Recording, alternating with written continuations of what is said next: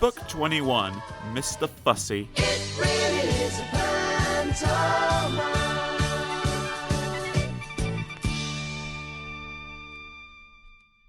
Mr. Fussy was fussy about everything. Absolutely everything had to be neat and tidy and in its proper place. Mr. Fussy spent all day and every day rearranging his furniture and making sure the flowers grew in a straight line in his garden, and trying to find specks of dust where there couldn't possibly be specks of dust because he spent all his time making sure there weren't any specks of dust. One fine morning, Mr. Fussy was having breakfast. He was very fussy about what he ate. He opened the marmalade pot. "Ugh!" he exclaimed. "It's got bits in it." And he spent the rest of the morning separating the bits from the marmalade, or, if you prefer, the marmalade from the bits. Fussy old fusspot, people used to call him. Then Mr. Fussy went out into his garden and spent the rest of the day straightening out all the blades of grass in his lawn. Fussy old fusspot. That evening, Mr. Fussy was in his kitchen, ironing his shoelaces, when he heard a crash outside. "Oh, what's to do?" he murmured to himself, and hurried outside to investigate. There, with a broken garden gate in one hand, an old battered suitcase in the other, and a sheepish grin on his face, stood an untidy person, Mr. Clumsy. "Whoops!" he said, holding up the garden gate. "It came off in my hand!" "Who," spluttered Mr. Fussy, looking in horror at his garden gate, "are you?" "I'm Mr. Clumsy," replied the untidy person, grinning, and he stepped forward to shake Mr. Fussy's hand, but tripped over and fell on the lawn. "My grass!" cried Mr. Fussy. "My straight grass! You bent it!" And he got down on his hands and knees and started straightening the grass. "But who are you?" he cried over his shoulder. "And why are you here?" "I'm your cousin," replied Mr. Clumsy. "Your long-lost cousin from Australia. I've come to visit." "Aren't you pleased to see me?" continued Mr. Clumsy cheerfully, knocking over a flower or two as he got up, and picked up his suitcase, knocking over another flower or two, or three. Mr. Fussy quite obviously wasn't pleased to see him. "You'd better come in," he muttered. "I say," remarked Mr. Clumsy, looking through the front door of Mr. Fussy's house. "I say, what a neat little place you've got here." And he stepped inside, and tripped over his shoelaces, he often does, and knocked over a chair, and dropped his suitcase, and fell in an untidy heap on the floor. "Whoops!" he said.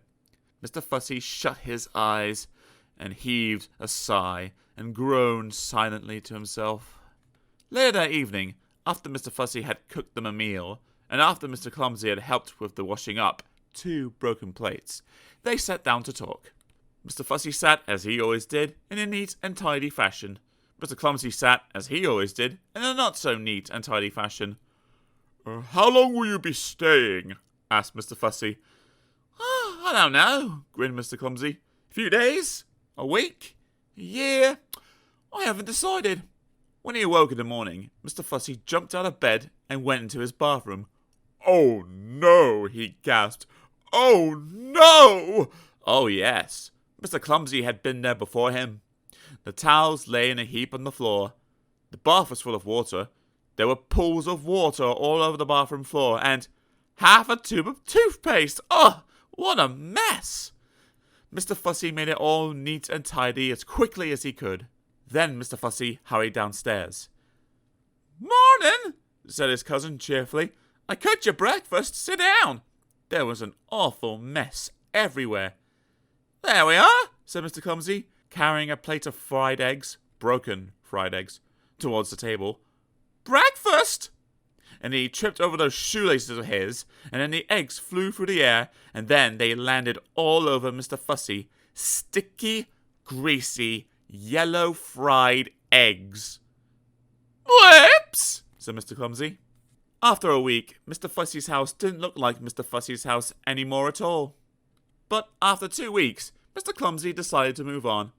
"Thank you for having me," he said to Mr. Fussy.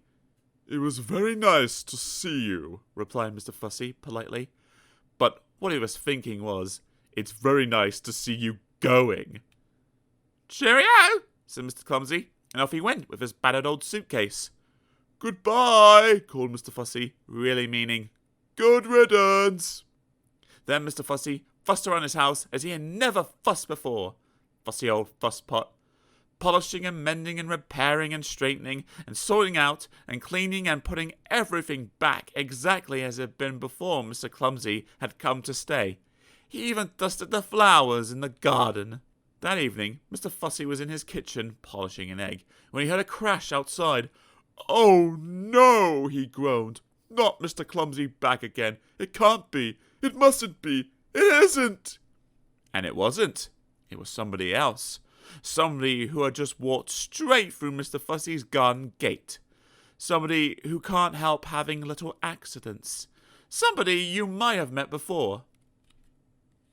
"Hello," smiled Mr. Bump. "I've come to visit."